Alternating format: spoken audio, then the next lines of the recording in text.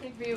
Which White House official made the decision to bar the AP reporter from the Oval Office and the diplomatic reception room last night? Well, first of all, let me just set the record straight. It is a privilege to cover this White House. It's a privilege to be the White House press secretary. And nobody has the right to go into the Oval Office and ask the President of the United States questions. That's an invitation that is given. And there are hundreds of outlets on this campus, many of you in this room who don't have the privilege of being part of that pool every single day and getting to ask the President questions. We reserve the right to decide who gets to go into the Oval Office, and you all have credentials to be here, including the Associated Press, who is in this briefing room today. But isn't it retaliatory in nature is the argument, because there's a reason that the AP was barred, which they said was because they're not using the phrase Gulf of America, they're using Gulf of Mexico in line with their standards.